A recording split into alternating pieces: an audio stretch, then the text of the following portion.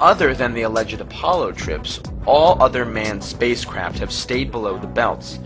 These belts do not officially begin until an altitude of 1,000 miles is reached.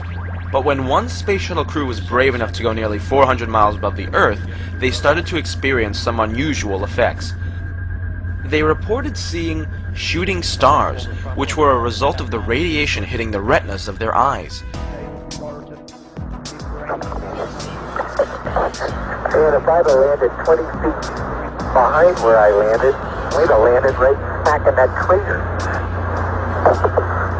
When interviewed, Alan Bean of Apollo 12 initially stated that he had not gone through the belts and did not observe any effects caused by them. Any ill effects from the Van Allen radiation belts? No. Now, I'm not sure we went far enough out to encounter the Van Allen radiation belt. Maybe we did. When it was pointed out that the flight pattern took him through the belts, he changed his story. The belts are 1,000 miles to 25,000 miles above the Earth. Then we went right out through them. No effects on your cells? We didn't even know it. I don't think anybody, well, maybe somebody said you went through the radiation belt, but we didn't feel it inside, and we didn't get any, added radiation.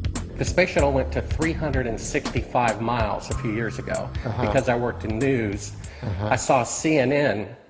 They said that the radiation belts surrounding Earth are more dangerous than previously believed because the astronauts saw shooting stars with their eyes closed just when they got within 600. Radiation belt. We saw shooting stars, but they're not shooting stars with your eyes closed, although they look like it.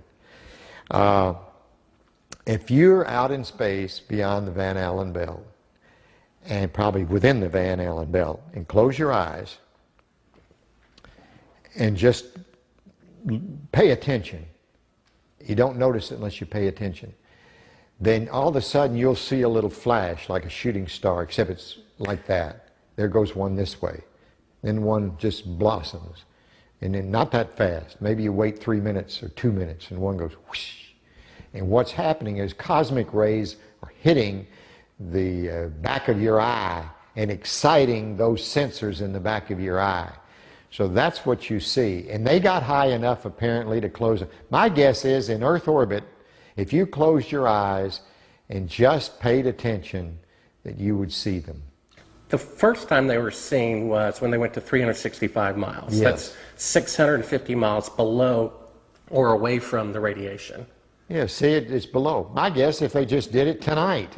But see, if you're just going to sleep or closing your eyes or it's dark, you don't notice them. But if you'll close your eyes and pay attention, which we had an experiment to do, by the way, then you see them whistling by. Not on our mission, by the way, they hadn't been discovered yet.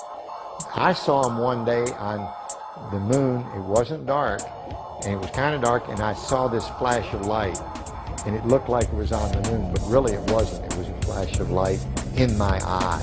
Some scientists argue that the trip through the belts was so brief, that is only a few hours, that the radiation would not have had a negative effect on the astronauts.